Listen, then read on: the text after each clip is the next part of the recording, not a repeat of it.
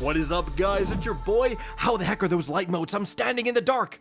Cacus, and today, with the new weekly reset hitting Destiny 2, the Prophecy Dungeon is entering its second week of rotation within the Rite of the Nine event, which means it has massively boosted loot this week. You have the chance to get adept weapon drops from just killing enemies, you also have a hugely boosted chance to get holofoils, and also you will get nonary manifold material drops from enemies as well. So in this video, we're going to be showcasing an incredibly efficient adept weapon farm within the Prophecy Dungeon so you can rake in those juicy rewards. And so, let's get started. Now, in terms of what this farm is, we're simply doing the first encounter because there's a bunch of tips you can utilize to make it go faster, and if you use the right loadouts, which we're going to go over, you can get an easy one-phase kill on this boss, making it incredibly efficient, especially because other farms, for example, last week's Ghost of the Deep farm, very efficient and easy farm for adept weapons, but it was the traversal section, and there's a lot of traversal section farms going on here, but they can't actually give you an adept weapon with double perks because you need a gold rating, and the traversal sections don't have like any rating system. But in this farm, in the first encounter, you can absolutely earn gold, so that does mean you can get those juicy double perk adept weapons. Really good for farming. So let's talk about some tips to speed up the light and dark moat section to get to the DPS section faster.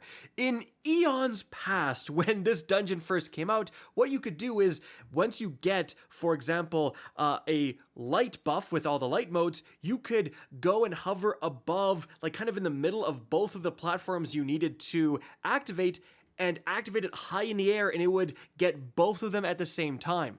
There's a new mechanic this time around with Rite of the Nine where you have to activate a specific one first. So you can't go for the double activation right off the bat, but that doesn't mean you can't go for a double activation at all. If the first one you have to get where the Toland is floating is light, for example, you can just do that one as a single, and then you can double activate dark, and then you just need to get one more light to finish it. So that just means you have technically one fewer activation. So again, you can still go for the double activation, just not on the very first one, guys.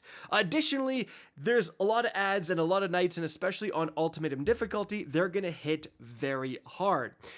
But if you're using, for example, a Consecration Titan, which I would highly recommend for this, it makes it so much easier. You could just go around and absolutely ignite the crap out of all these knights, all these ads, and get the healing from knockout. Use it before you lose one of the fragment slots in the Edge of Fate. So that's just a really good build for going through that beginning section very easily.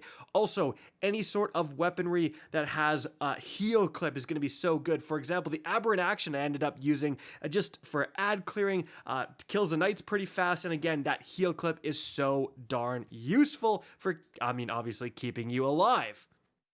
Now, moving on to the damage phase, let's talk about getting those juicy one-phase kills. There's a couple of things you're going to need regardless of which weapons you're using. First of all, you need a weaken effect. So we had a Hunter with Tether, and then their smoke was a backup weaken effect. Now, you could use something like the Tractor Cannon, but that will potentially take away from what that person can use for actual DPS.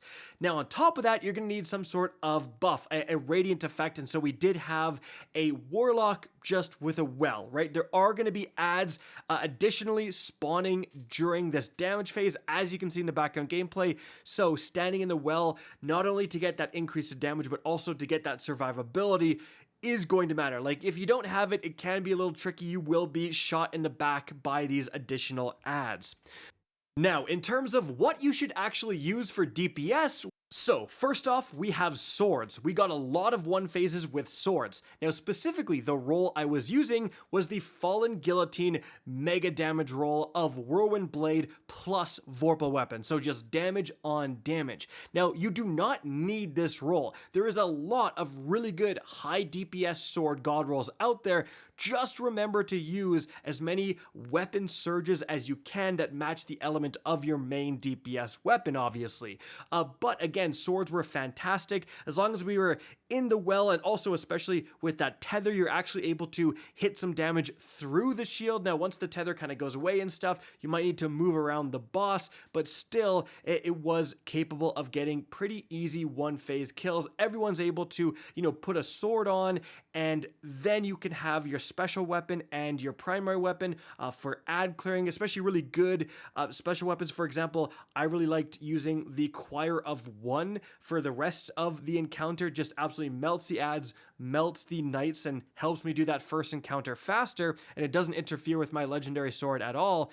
Now, if you are using swords, however, a big tip is to be careful about spamming heavy attacks, especially if you have the double DPS perk roll I have, where if you spam heavy attacks all the time, you're going to run out of sword ammo. The damage phase is actually really long, and so you want to be light attacking for the vast majority of it. Now, if you do have relentless strikes, you can get away with a few more heavy attacks, but even still, you might just want to light attack the entire time, so you have sword ammo through that long damage phase. Now, the other weapon we had massive success with was actually going to be the Legend of Acreus, guys.